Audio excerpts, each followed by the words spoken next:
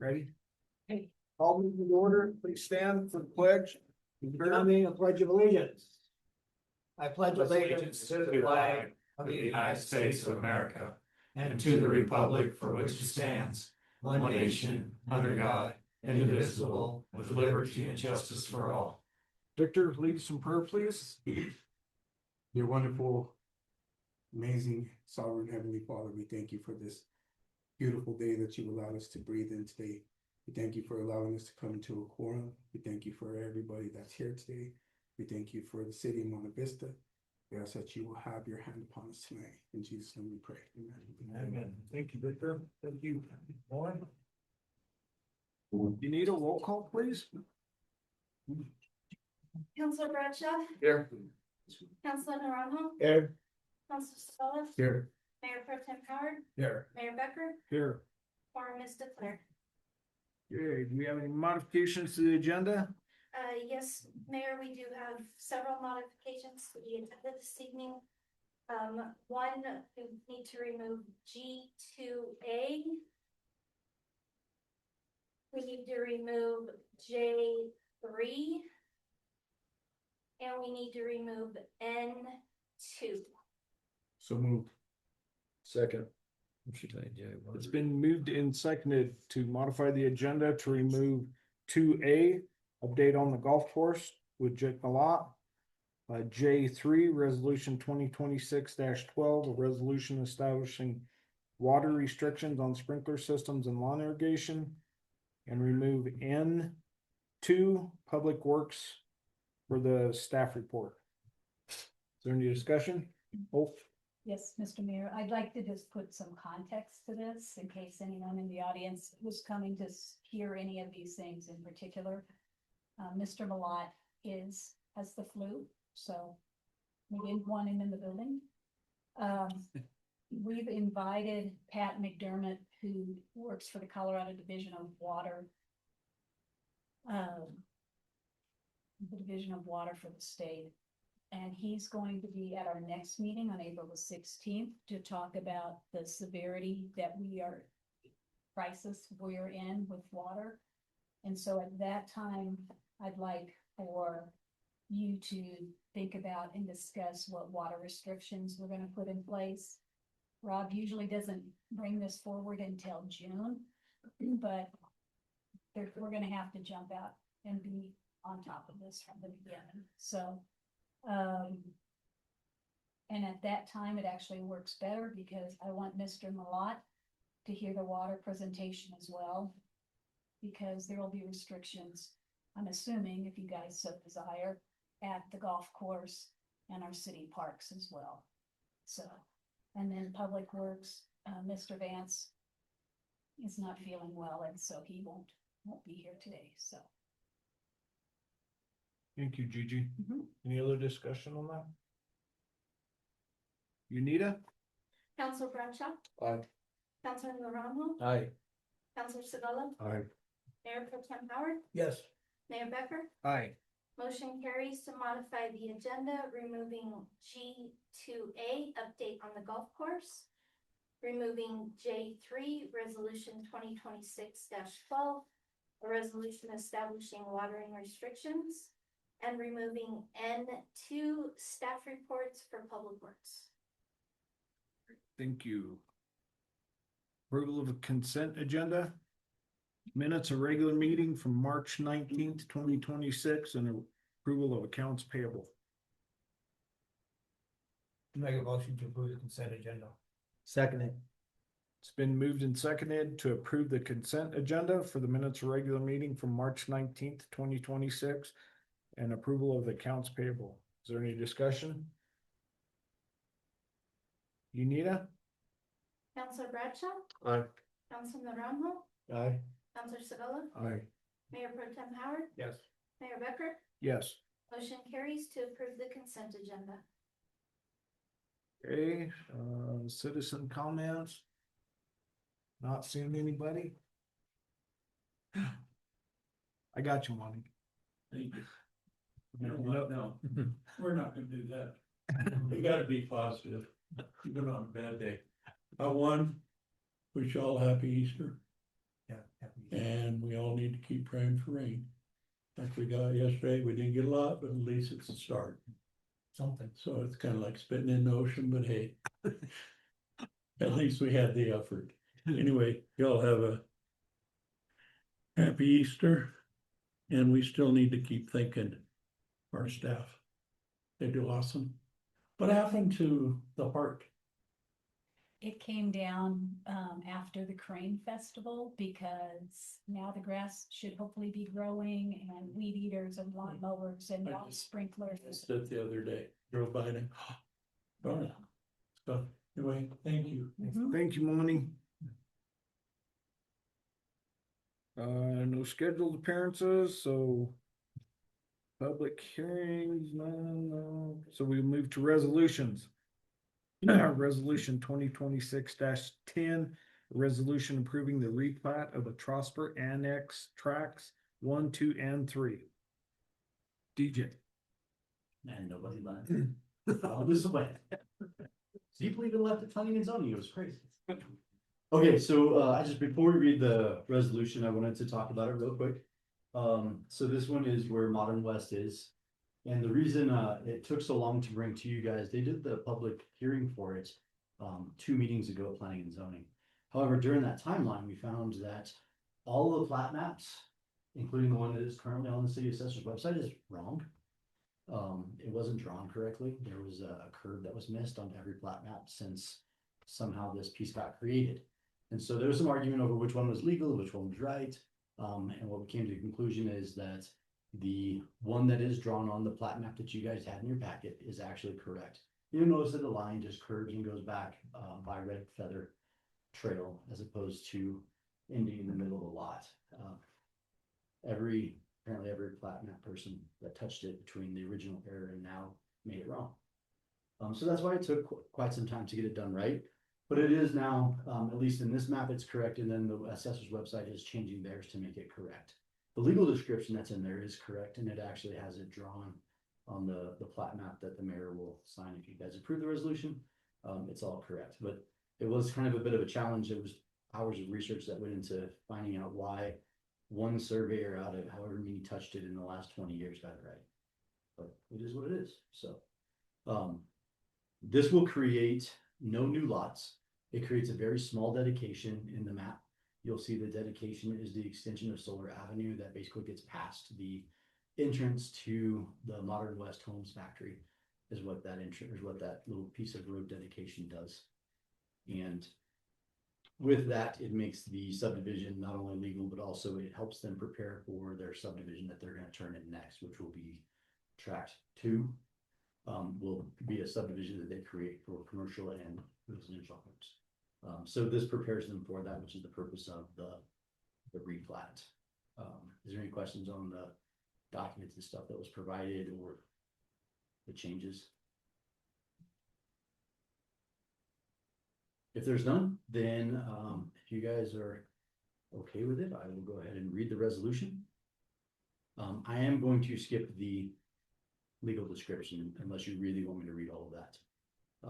So resolution number 2026-10, a resolution of the Monte Vista City approving a replat of Trosper Ranch tracts 1, 2, and 3. Whereas the owner applicant has submitted an application for a replat of certain real property known as Trosper Annex tracts 1, 2, and 3 located within the city of Monte Vista, Colorado, as described as below. Whereas the proposed replat has been reviewed for compliance with Chapter 13 of the Monte Vista Municipal Code, and whereas the Planning and Zoning Commission held a public hearing on February 26, 2026 and recommended approval, and whereas the City Council finds the replat consistent with public health, safety, and welfare, now therefore let it be resolved that the City Council of the City of Monte Vista that the replat of Trosper Annex 1, 2, and 3 as described above and shown in the attached plat map is approved.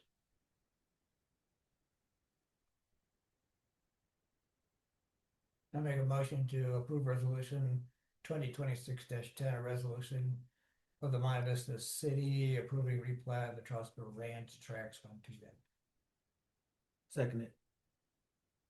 Been moved and seconded to approve resolution number 2026-10, resolution of the Monte Vista City approving replat of Prosper Ranch Tracks 1, 2, and 3. Is there any discussion on this?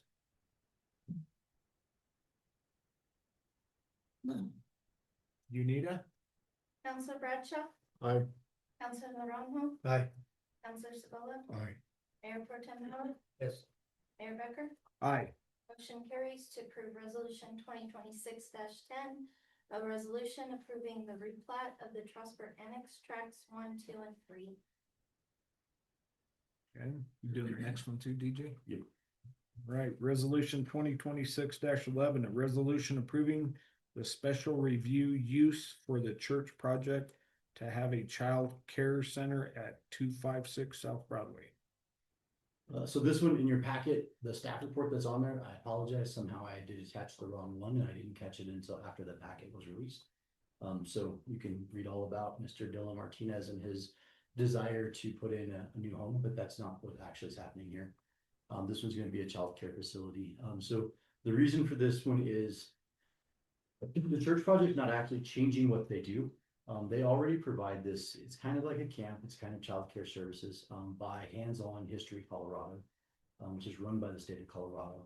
And they used to be able to get what's called a single subject exemption so that they did not have to have a child care license based off of what the Colorado licensure needs. However, the state of Colorado and the way that they run it are changing that now, and they're requiring that every facility that they use has at least the zoning, and then they'll get the licensure for the child care facility. So this will be not a full-time use, it'll be a part-time use by Hands-On History Colorado. And basically during the summertime, she'll hold about a 4-week daily interaction for school-age children to learn about history and do art in various different forms. And then she's also working on some Friday programs and potentially looking at some spring break. Depending on how much they do with it, they'd like to expand it as much as they can. Last year they had 8 kids. The max that they can handle with their current staff is going to be 25. So the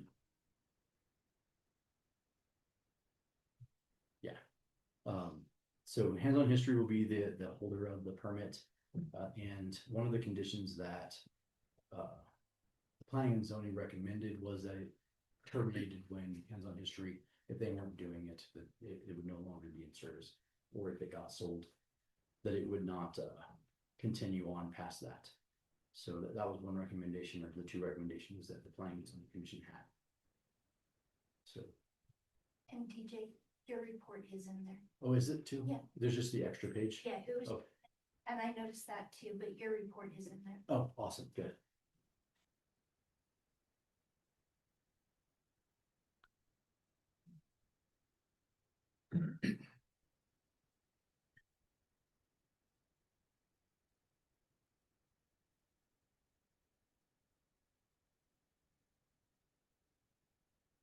Are you finished?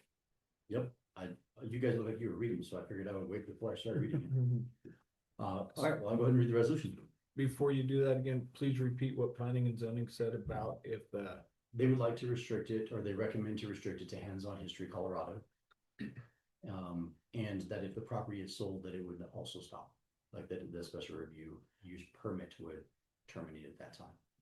okay, and then if History Colorado hands-on, the No longer HOA conducts it, then they then would it's- also stop that. Is that in the resolution? it's in his notes.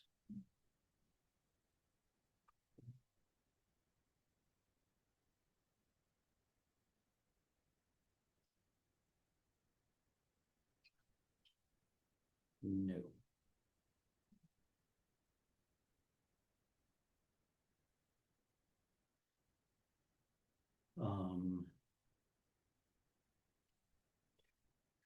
In the motion. In my notes in the motion, is it in there that to go with the resolution or the recommendations? I have to scroll down to find it.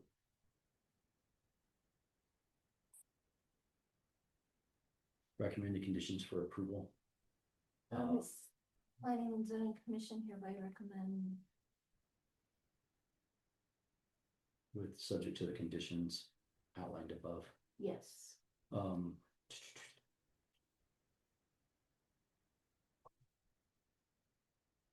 So can we read the resolution?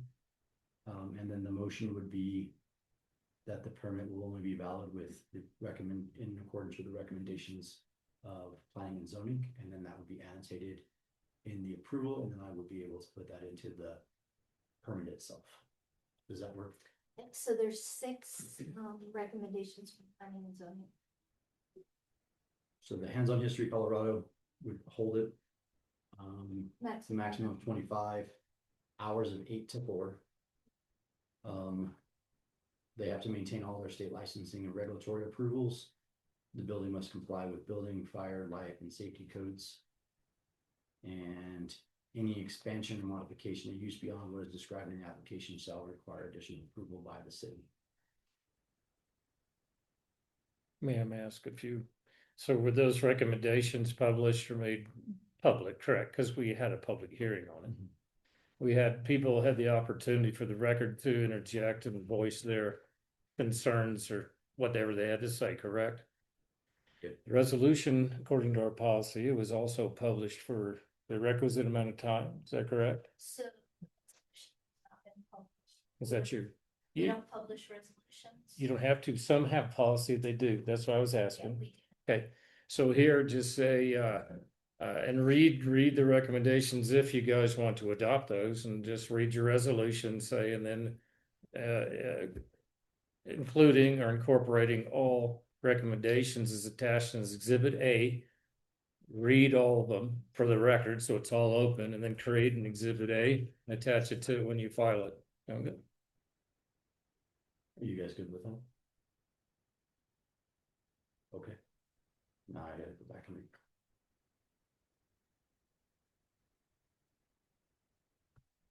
Resolution number 2026-11, a resolution approving a special review use permit for a child care facility located at 256 South Broadway Street, Monte Vista, Colorado.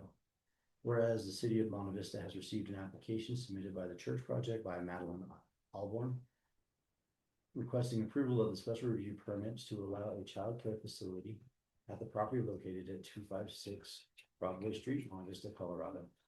Whereas pursuant to Chapter 12 of the Monte Vista Municipal Code, certain uses may be permitted through a special review use process subject to the approval of City Council following the recommendation by Planning and Zoning Commission. Whereas the property is currently utilized as a community arts center known as the Church Project, located within the historic First Baptist Church building. Whereas the applicant proposes to operate a youth educational programming, including out-of-school programs and seasonal camps serving up to approximately 25 students during designated hours. Whereas the requested special review permit use is reviewed in accordance with Chapter 12, standards for conditional or special uses, including compatibility, impact, and public welfare considerations. Whereas the Monte Vista Planning and Zoning Commission held a duly noticed public hearing on March 26, 2026, in accordance with Chapter 12 notice and hearing requirements and recommended approval. Whereas the City Council finds that the application meets the criteria set forth in Chapter 12, including consistency with zoning intent, compatibility with surrounding uses, and protection of public health, safety, and welfare. Now, therefore, be it resolved that the City Council of Monte Vista, Colorado hereby approves the special review use permit for the Church Project pursuant to Chapter 12 of the Monte Vista Municipal Code. With the following with the following restrictions. The child care use shall be limited to programming associated with history, Colorado hands-on history, or similar education programming. The maximum number of participants shall not exceed 25 at any given time. The hours of operation shall generally be limited to 8 a.m. to 4 p.m. The applicant shall obtain and maintain all required state licensing and regulatory approvals. The applicant shall comply with all applicable building, fire, and life safety codes prior to operation. Any expansion of or modification of the use beyond what is described in the application shall require additional review and approval by the city.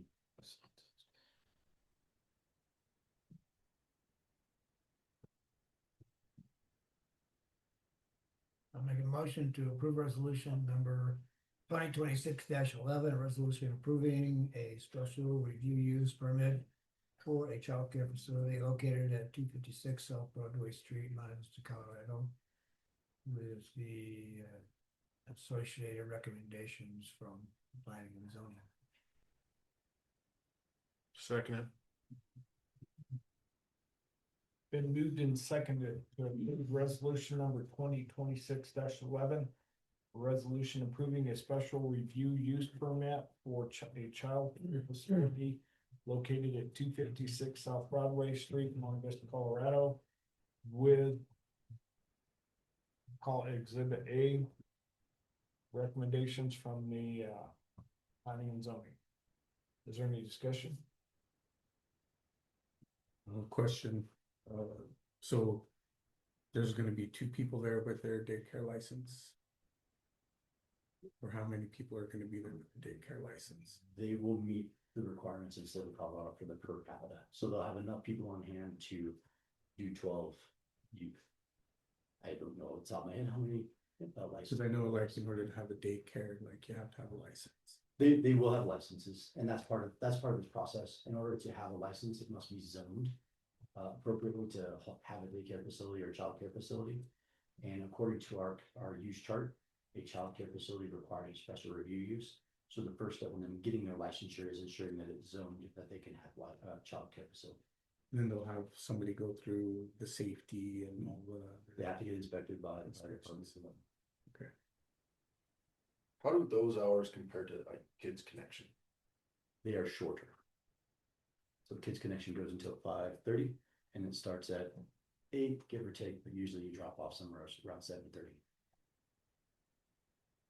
Is that all the hours that they wanted? Yes, because they have adult programming as well at the place, and they're actually adjusting their adult programming to be after that. So this way the children will be there, the children will clear out. There's about an hour and then they'll start adult programming after that. One question I have is, with it being considered a childcare, whatever, is that funding, like, they're gonna be looking for funding that would be interfering with funding for the Kids Connection? No. Okay. You know, this is done by the State Historical Preservation people in Colorado, so it's a completely different set of funding. And they've been operating, I don't know how many years she said, it was like 5 or 6. Quite a few. Yeah, they've been operating for quite a few years.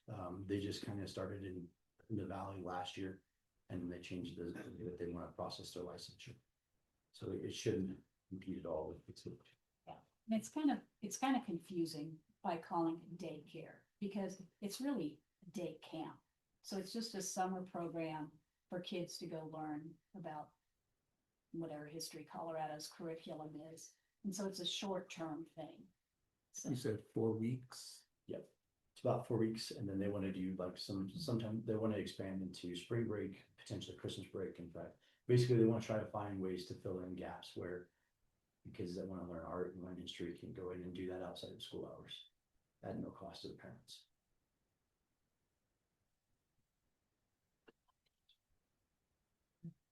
Any other questions?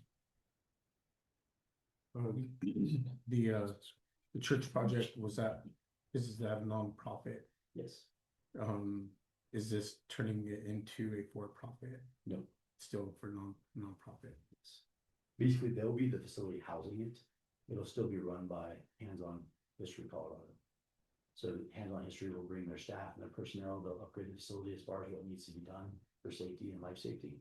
And then they'll operate it, and then they're employed by Hands-On History and all that stuff. The church project is just the facility that's supporting it. So a similar example would be if they wanted to do it at Sky High, they would just be renting the facility from there. So And Councilman Segala, what did you ask regarding a nonprofit? If the church project was a nonprofit? They are not. They're not, So I they're wanted to for-profit. clarify. They are for profit. Okay. They use actually the Optimistics as their pass-through as being a nonprofit, but Church Project themselves is not a nonprofit. well, I thought it was because she had a board. Yeah, she has a board, but My apologies. She's a board. Yeah. yeah, this one's paid for by grants. Any other questions? Unita? Counselor Bradshaw, Aye. Counselor Navarro, Aye. Counselor Scala, Aye. Mayor Pro Tem Howard. Yes. Mayor Becker. Aye. Motion carries to approve resolution 2026-11. A resolution approving the special reviews for the food project to have a child care center at 256 South Broadway. Okay. Man, you're on I'm doing it all. the DJ's hour tonight. Ordinances, ordinance 937. An ordinance of the city of Monte Vista, adding Division 4 wildfire resiliency to Article 16 overlay districts, Chapter 12 zoning of the Monte Vista Municipal Code. So this one, the state of Colorado passed a law. I'm sorry, I thought I had it referenced in my very top and I did not. 2025. Passed the law in 2025. I was gonna give you the article number, but I don't have it on here. In 2025, it said the state had to have all municipalities and local governments had to have a wildfire resiliency code. Wherever the wildland urban interface was. And so they convened a board and the board developed the 2025 Colorado Wildfire Resiliency Code. By statute, they said that all municipalities and counties must adopt at a minimum the code that was presented, or the code that was developed by the Wildfire Resiliency Board. We have two sections in our city that are fall underneath the overlay districts that would be created. Up off of East Drive, it would encompass Sky High and some of the parcels up there. And then on the south side of town, it encompasses some of the Lariette area, as well as some of CRHDC's area. And so we're supposed to adopt this, and our timeline was to have it adopted no later than the 1st of April. We went back and forth on this. There were some of you guys that were at the meeting that we held for the work session. And so there are a number of counties and cities that are not about permits. However, that isn't a slash decision. That's a you guys decision. And whether or not you guys want to adopt it. So I have got everything prepared for you guys to adopt it by reference. The minimum standard is to adopt it by reference, and that's what I plan on doing. I'm not going to make it any more stringent than what's already there unless you guys tell me to. It is going to create an increase in cost for our enforcement, our code review, and our long-term. You have to keep going back and looking at the property multiple times. So it would add some cost. It'll have to require some training on our staff as well as our building official to be able to maintain that code. So is there any questions on it? I presented on this, I believe, to you guys about 5 months ago, I guess, when they first kind of released it. I gave you guys an overview of it. Now it's just kind of the time where we either have to adopt it or not. So are there any questions? Is there any penalties for not adopting?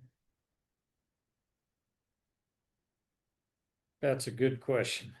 Not to our knowledge, sir, as to whether how the insurance industry will react or the state, when it comes to state funding, will react. Those are open-ended questions that I have tried to pin down. I believe he has as well. So not to our knowledge. They do keep track as to who's adopting it and who's not. As I think we've discussed before, certain counties and other municipalities are not going to do it, saying it's an unfunded mandate, and others are gonna just like, we're gonna do it because the states ask us to do it. If it helps, and it helped me, the city only has like certain small area, which really helps you guys in my opinion, as opposed to looking at an entire area. And DJ can elaborate. So we're only talking about like what, a few acres in Monte Vista that fits the criteria Yes. for the WUI code? It'd be about 2 blocks out of Terra del Sol and about 4 blocks inside the Lariette district. I don't know those names of roads off the top of my head, but the very south end, and then about 3 parcels on the northeast side, where Sky High on East Drive near Sky High, the very end of East as far as the city goes. And also this week there was legislation put out or put forth that would delay the requirement for the adoption of it, but it has not been moved out of committee as far as I know. But it would delay the adoption and also the enforcement of it if that passes. Because there's a lot of cities that are in the same place as us where they're just not sure how to make this work. It's a very large unfunded mandate. If you can picture South Fork trying to enforce these rules, it will cost a fortune. Not only that, it'll add anywhere from, like our houses here, it'll add about $18,000 per home in cost. Per house. Per house. That was given to me by CRHDC. Because they'll have to have tempered windows, which average about $6,000 in addition. And then it also had to do with their siding and roofing that they would have to do. Added costs for each of those pieces and parts. That would be all the current homes that are being built. As soon as we adopt it, they would have to revise their current engineering plans and those things, yes. Minor modifications, extra cost as well. Do you know how much it's gonna be costing for training and? I have no idea because nobody's done it yet. If approved, is it gonna increase those guys' homeowners insurance That is in those blocks, those areas? that is a question I don't have the answer to. And for what it's worth, Councilman, that's a question I've been asking everybody I can, all over the state, and it's been silent. They give you the standard answer of insurance rates are calculated pursuant to a pool and groups of, so I can't get a straight answer on that. And not that it matters what the county's doing, but I know they've taken a position not to. But here you guys are so much more or less impacted, in my opinion, depending on how things are growing. You don't have the big area that they're looking at either. How many homes are being built in Terrydale sold? Currently, there are 9 under construction and 8 planned to start in the next few months. They're averaging about 16 to 21 per year. That won't affect the apartments across. They're not inside the district. They're not It's just inside out that there. area. It will affect our largest family home growth areas. Because most of our homes have moved into the Laredo district. We have new modulars and some of our trailers. And then also the CRHDC areas where all of our new state built homes go. So it will affect all of our new.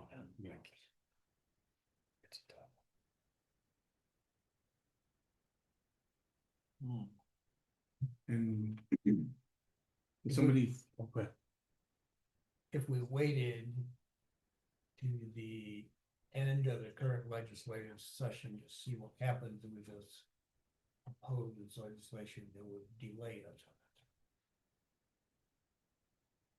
I don't see any repercussions. Like that's. No, it's really not actually, maybe not more still making a statement, I mean, if somebody says, hey, let's think about this a little longer, see what it costs. It seems like we're in a particularly bad spot. Or liable. There's other towns and counties that are not doing it. Correct. Is it true that some of the other towns and counties are kind of challenging it in a way by not doing it, or how do you want to put that? Alamosas County was asking to revise the map. And then I think they did get an approved revised map. Rio Grande County said that they are not going to adopt it. Yeah. As they cannot, they can't afford it. Yeah. I have no idea if South Fork or Del Norte has. You guys, Bernadette, or? I don't either, but one thing to consider, there is legislation working through right now to delay this for at least 1 year. My recommendation is we wait until see what happens. The end of the session is the first Tuesday in May, thereabouts, it's around the 7th or 8th of May. And, and then at that time, if we need to pass something, we're only delaying this a month. And so how much trouble are we gonna get into because we delayed it 1 month or even 2 months? And so CML sent out a short questionnaire this afternoon asking, has your municipality passed it? If so, why? If not, why not? And I just said, because it's an unfunded mandate. So I think that's probably the message they're gonna take forward. And until they tell us what the rules are for not, beating us into submission to say yes, delaying this 60 days or so, I don't see that it's gonna harm us. I assume that's gonna be a topic of discussion at the annual meeting. And that's in June. So I have this prepared to go into both the current code and I also have it ready to go into the new land use code. It will take me about 30 seconds to remove it. So we can, whichever way you guys decide to go with it, you're not gonna create a huge amount of staff work. I would say that it's tabled until after. I would agree. Well, take no motion, so it dies on no motion. Right. Yeah, so let's table that. Well, tabling is a motion. Well, please give me a motion. No, we don't need a motion, just don't do You it. want me to just walk away, then while you can move to the next agenda item? Yeah, Like, see ya. Thank you for your time. You actually got to walk away from that. Oh, true, yeah. Okay, so this is good. Technical action. You listen to me. Maybe read my book again.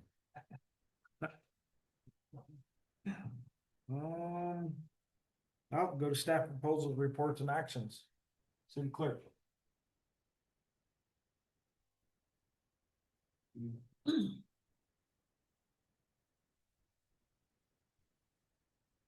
Good evening, Mayor and Council.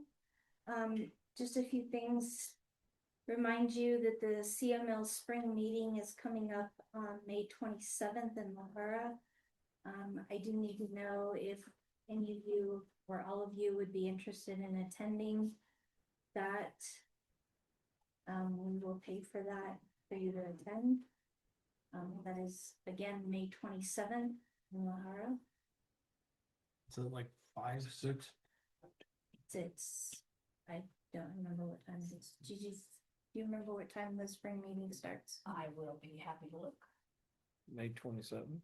And then I did send out an email to all of you, mainly affecting the two of you.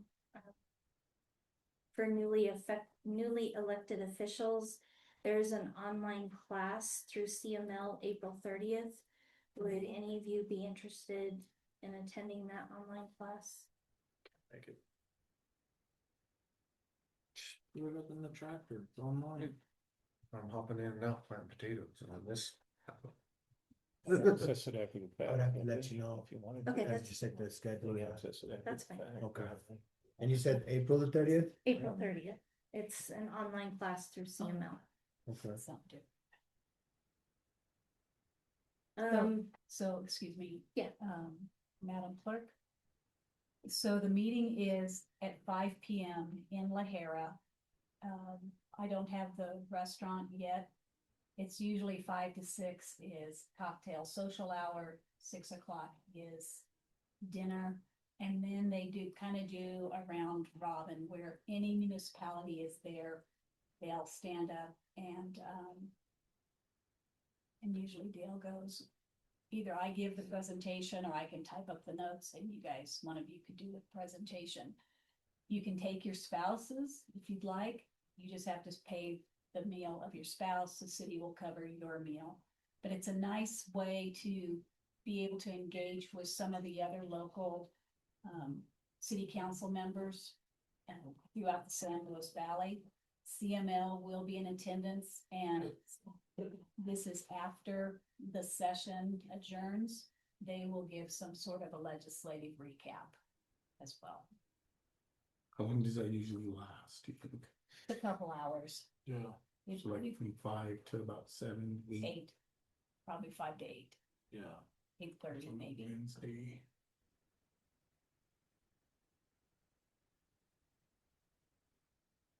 Like she said, When do you have to know?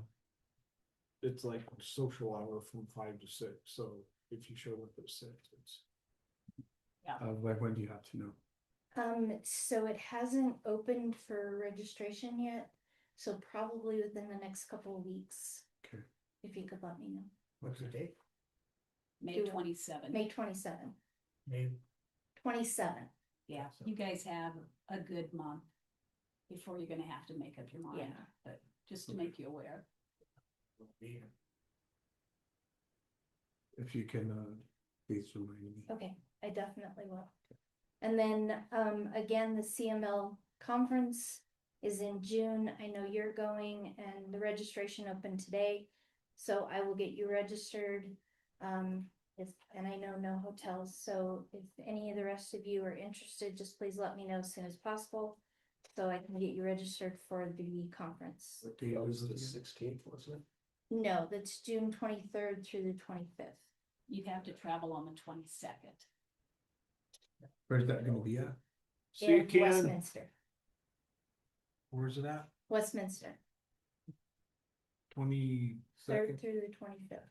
So you'd be So you gone the need to leave the 22nd. 22nd. It's a Tuesday, Wednesday, Thursday. Monday is the 22nd. 23rd, Show up on 24th, 22nd, 23rd, 24th, 25th, May? go home. June. June. Like during haying season. Yeah. That's your farming. Is there any problem? I'll let you know. So I know that Gigi's going, our city attorney's going, and Counselor Howard is, or Mayor Pro Tem Howard, so. Okay, so I'm working on updating our website and our calendar. So that's going on. Our website has tested out at 98% ADA compliant. So that's a good thing for us. I'm working with our community partners to make sure that their websites are compliant.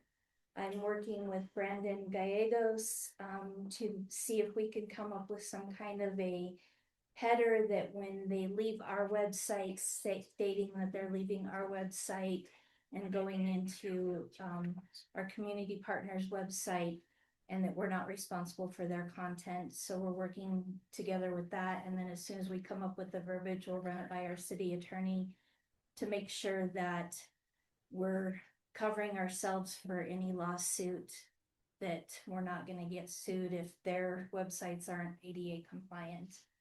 We're working on putting together a class for staff to teach them how to build ADA compliant documents. So when they're putting together permits or applications that they need for their departments, they're sending them to us that are mostly ADA compliant. So it doesn't take us a long time to run them through the process to make them ADA compliant, to put them on the website. Starting May 1st, we will have a new cleaning company that will be cleaning City Hall, the police department, and Kids Connection. The company is called Cleaning Solutions. We just want to give a big shout out and appreciation to White Glove and Michael Espinoza for all the work that they have done currently with City Hall and the police department. Court security, the walkthrough metal detector that we have that was donated to us when we were hosting magistrate court, that was donated by the U.S. Marshals. Unfortunately, with the costs and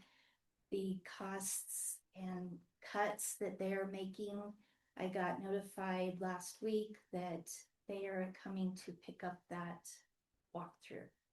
So we won't have the scanner any longer. But I'm working with Dervin and the Laura Foundation, and Dervin and I found out today that we got approved for 2 new walkthroughs, one for Sky High and one for us for the courts. So we'll be ordering those this week. From Laura. From the Laura Foundation. So we'll be able to get 2 new walkthroughs, for one for court and one for Sky High. They won't be loaners, right?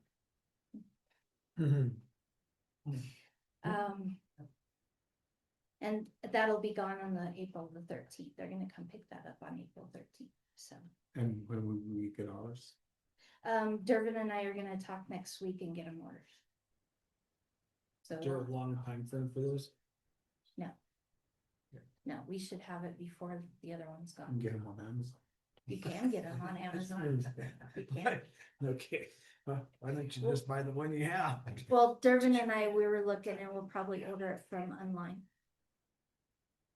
So Okay. security company. The last thing I wanted to talk to you guys about, I know we briefly talked about this the first of the year, but July 4th is a scheduled council meeting. And City Hall is actually closed that day because it's July 4th.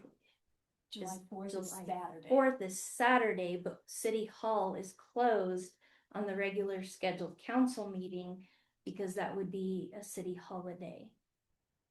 Guess I'll What do get you to come guys to a want to meeting. do? What do you guys want to do for that meeting? In the past, you've just canceled that meeting. Do you want to cancel that meeting or do you want to move that meeting to the next? I would make a motion to cancel that meeting due to everything that everybody probably has going on. Because then that following week is Stampede, correct? Correct. Second would be the council meeting. Correct. July 2nd would be the council. Correct. That's a Thursday. So we just go on with the 16th? Correct. 16th. So the challenge is the city recognizes July 4th as an official employee holiday. Yep. That is on Saturday. The office is normally closed for administration on Friday. And so the way the handbook's written in, we get the holiday on July the 2nd. So it'll be a nice long weekend.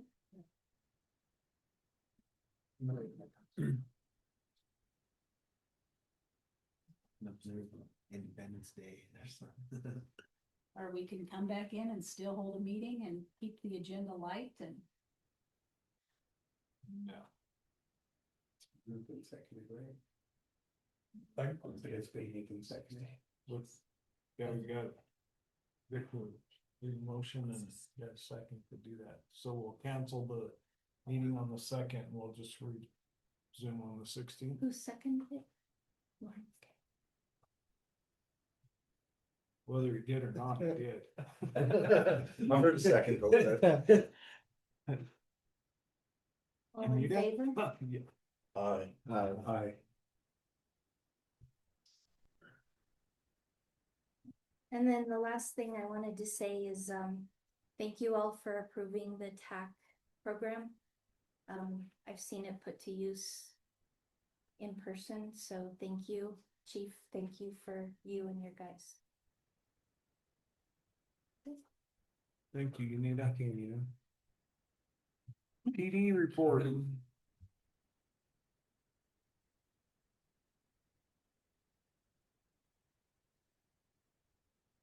Good evening.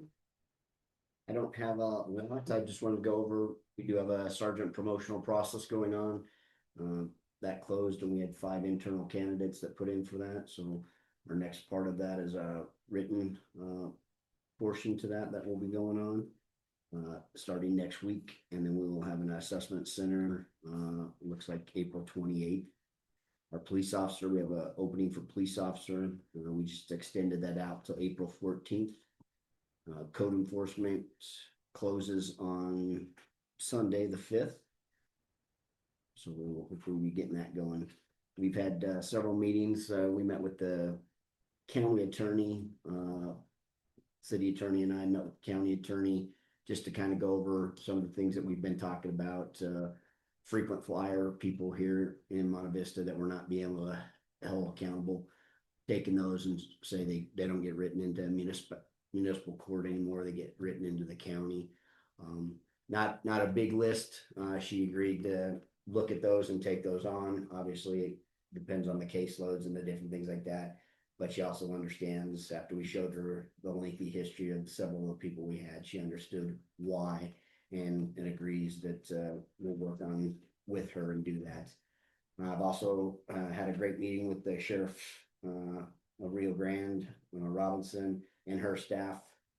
trying to make sure that we're working on ways to bring our groups together. As I said, everything I've seen, when the thing happens, everyone responds and comes together really well. We're just looking at additional ways that we can reach out to one another and work together to bring our resources together. And then today I actually got to meet with Del Norte, Chief of Police. Same thing, just kind of see if there's ways that we can bring each other together and find ways to work together when we need it and stuff. So. Thank you.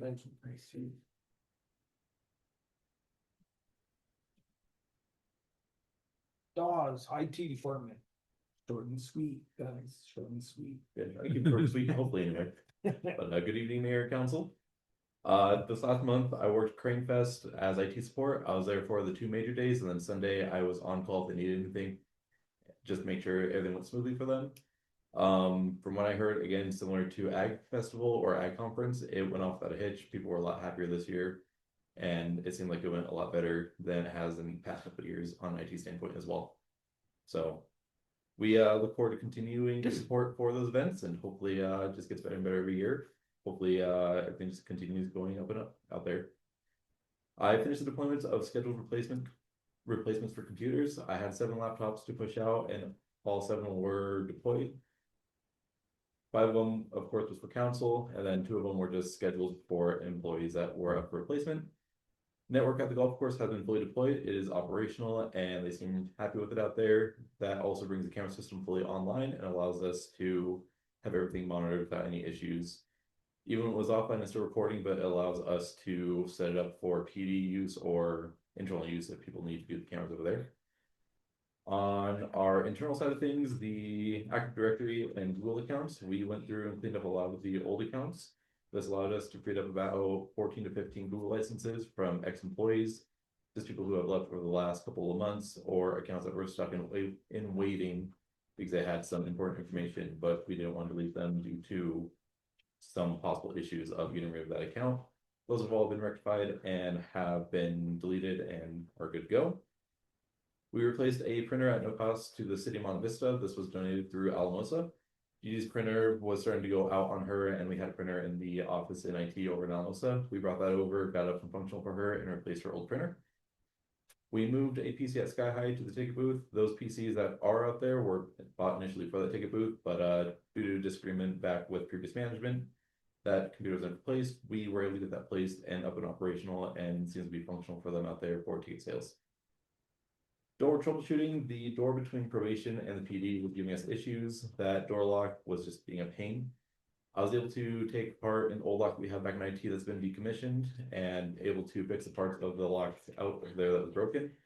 That lock we're hoping to get at least another year out of. It saved us probably about $500 just getting that lock fixed without having to buy a new one.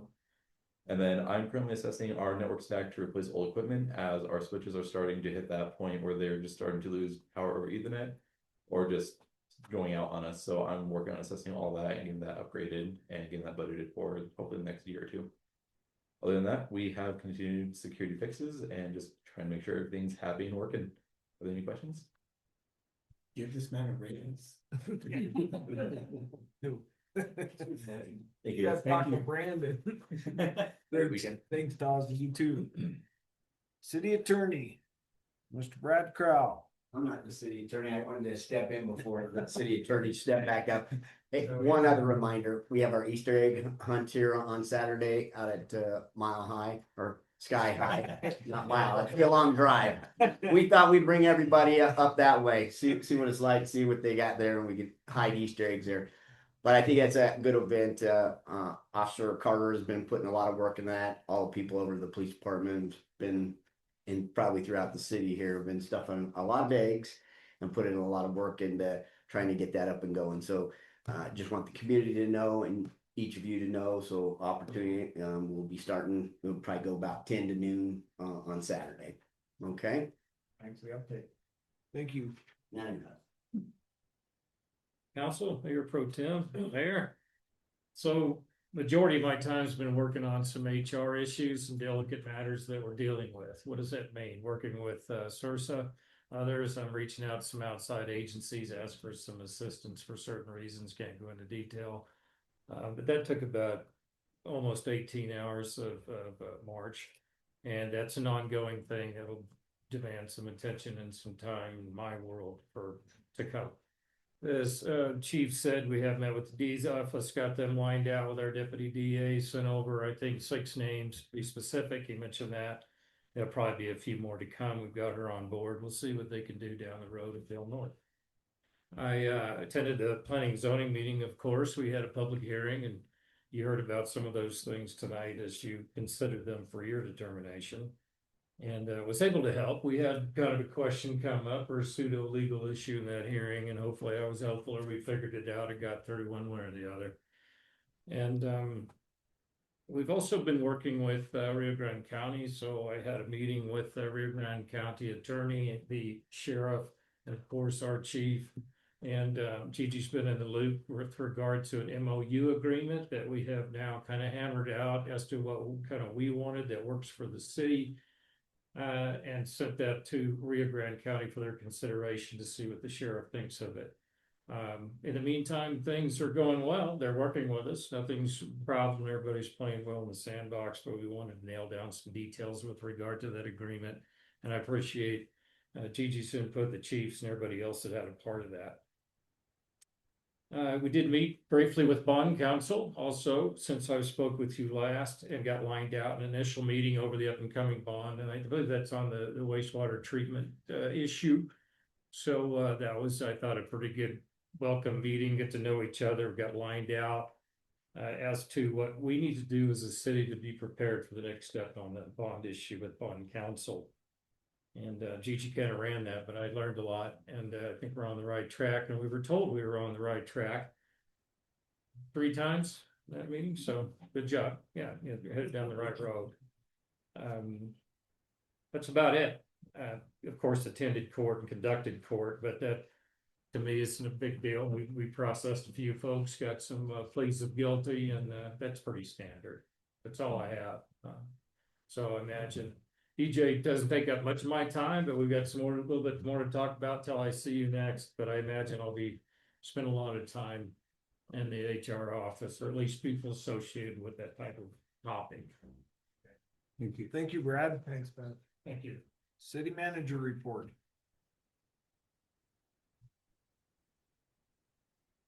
Okay, so at our last meeting, I told you we had gotten in the bids for the wastewater treatment plant. And I thought that Rob and I would be able to give you a big rundown, but I'll just give you my nickel version.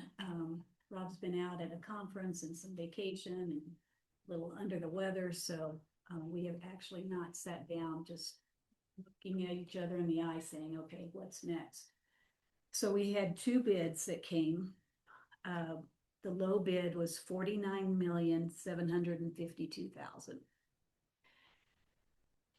The other bid was $52,616,000. And so we already have our funding set up for $30 million. So the bids were submitted as what the project is, as well as some alternatives. And so we need to sit down and say, okay, which one of these alternatives can we just not do away with, but kind of push the rock down the street a little bit, because it'll still have to be addressed at some point. So the bond counsel that Brad was referring to, we can't give them any number yet of how much we're asking for. We've got a lot of moving parts in this. So our funding right now is through USDA rural development. We've got a meeting next week with them to say, how much more loan can you give us? Is there any way you can give us more grant? That'll be the first step.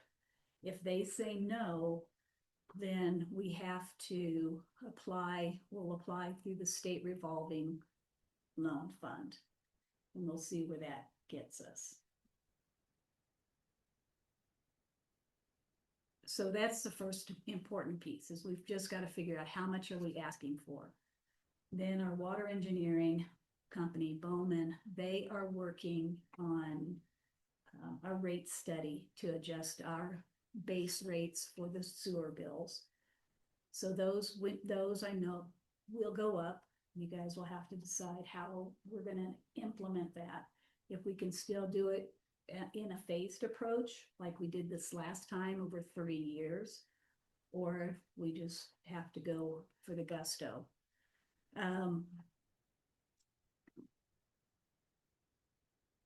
Judy and I've been kind of pounding our heads together a little bit, trying to figure out how we're gonna make this all work. And we've been engaged with CoBank. They will be our construction loan because USDA does not give the grant funds or the dollar funds, loan funds, until the construction is complete. So makes your stomach turn. It's just really hard to believe that a community of our size can handle a loan of, 49, potentially $49 million. I told you we did apply for congressionally directed funding. We asked 3 million from the Senate. We asked for 2 million from the House. Those still wrap up into one bill. So if we get something, that's a plus. We'll go up in May with the Department of Local Affairs. We're asking them for $1 million in grant. See how that goes. And our engineer, Bowman, gave me a lot of assurance the other day because I wanted to have my own meltdown thinking, how do we handle this and pull it together? And they said, we're here. We'll hold your hand. We'll help with the reporting. We'll help with the grant writing. We'll continue to be your partner and see how we can make it the best buck for the citizens of Monte Vista.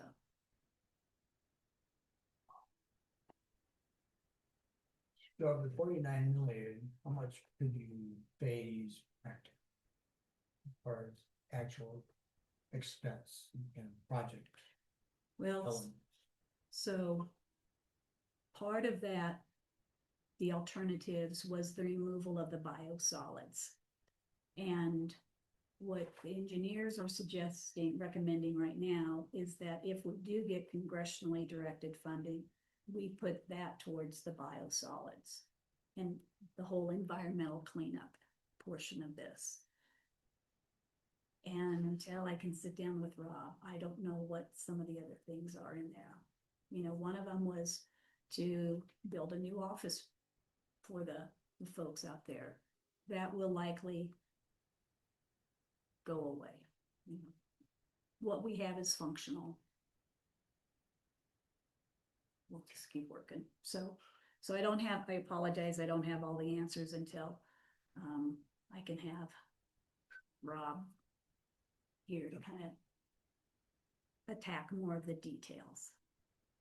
Okay. But I let you all know Congressman Hurd was going to be here in Monte Vista. He wants to meet with council from 4 to 7. No. It's on April the 7th at 10 a.m. And I think that this is one project you guys need to talk to him about. And, it's not all his fault. Well, one, he wasn't there. But, we can't blame this all on the EPA. The EPA set their standards and how the state and then the feds allow the states to be more stringent, but we can't be less than. And so under this administration, CDPHE has made those regulations more stringent. And so we still don't have our permit on what we're actually building the plant to because they're backlogged and CDPHE just needs a major overhaul. So. When is that again? April 7th? April 7th, Tuesday at 10 a.m. here. And then I've got to be in Pueblo on Tuesday. And so it's whoever from city council. I've asked the chief, he can be there, talk about some of the issues he's concerned about with law enforcement. I've asked Rob to talk about the wastewater treatment plant. He'll be there. And then, there's some wonky federal employment laws, and I've asked Shannon if she would bring that up. So I can give you guys the kind of broad view bullet points of things to talk about, or just let the conversation flow and do whatever you want. I'm gonna get some bullet points. Bullet points, okay. And then they ask, his rep Kathy Garcia asked if you cared if she invited the county commissioners, they would be there. But then when I told her all the other things we could talk about, she said, well, that may be a full enough agenda anyway. But would you want the commissioners there, or? It'd be fine. I think it'd be beneficial, I think, too. We just won't let them talk. They can just be present. Well, if I was there, I won't let them talk. I'll monopolize the conversation about Monte Vista. So, okay. The Rio Grande County will be heading up the Colorado Emergency Preparedness Assessment. That's something that has to be written every 3 years. So we had our introductory meeting this morning, and so the chief and Rob will be more involved in that than I am, but I was there just to listen and see what they had going on. The apartment complex that's being built across the street, they're wanting to put in a community building, and as part of this community building, the builder wants to know how much it potentially could be used. And so he's talking about allowing those that live in the apartment complex can use it for their little birthday parties, but outside of tenants needing a potential space now and then, where else would it be used? And so he reached out to the Lore Foundation. Lore has agreed to do a community survey for him, and that little meeting was today. And so I don't know what the questions all will be, but they are taking a random sample across the city. So some of you may end up with a survey. Take the time, please fill it out, and they'll give the city. I threw a couple of questions on it that may help the city just with our own demographics and how we understand or where we may have opportunities from here and there. The 1 Cent Committee is meeting Wednesday, the 8th at 5 o'clock. If anybody's interested in participating in The meeting here. Yeah, here. Did you all see the email I sent you about Airbnb and their campaign called America Off the Map? Yeah. So that was pretty exciting. So they picked 20 states. Those 20 states, they only picked one community within each state, and they picked Monte Vista to feature. So Bob Richards was pretty excited about that. And so I did a radio interview with him yesterday and kind of caught him up on all the activities going on in Monte Vista and what's going on. So I'm not sure if he's just going to be using little blurbs during his show, hit and miss, or if they're going to wrap it all up into one show and present it. But hopefully that any recognition we can get and bring attention to our community as positives. Anything else? Have we moved some money? Yes. Trust? Yes. Judy's worked on that, and she moved. Oh, I did contact our main checking lender and told them that we appreciated the offer that they gave us, but we were moving forward with Collar Trust. That was last week, right? Mm-hmm. team. Did I forget anything? Yeah, good. Charlie spoke, David spoke. Movie. It's good. Okay. Smiles. Okay, thank you. Thank you, Gigi. Okay, we'll move on to council committees, city commission, council reports. Victor? It's getting warm. Morning strong, right? We still. Why? No? But see, we increase our interest earning, that's why I'm glad on. Kale? Getting warm, see a lot of people out there cleaning their lawn. Getting ready for summer, keep it up. City's looking good. Definitely. A lot of activity going around for sure. What is it, the AutoZone, starting to get paved on that big lane.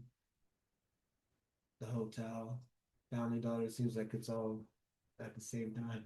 It's a lot of people, a lot of opportunity in Monte Vista right now, so here's good. A lot of growth, yeah. A lot A lot of traffic going through, yeah. Gigi is trying to start getting some money for Christmas. I am, but I'll tell you, I kind of I asked specific people instead of just throwing it out there, and it's been tough. I can see the impact of what's happened this year with the potato prices. Rob and I've already ordered two big features that we want to purchase. They're $30,000 total I need, and I'm about halfway. So, but our water engineer, SGM, Jordan Dimmick, he let me know today he was donating $1,000. So I'll get there. Just, I'm glad it's only April. Start of April. Well, very good. Well, yes, town looks good. So, see something, say something. Keep an eye out for your neighbors. And with that, we will recess the meeting till April 16th, 6 p.m. here at council chambers.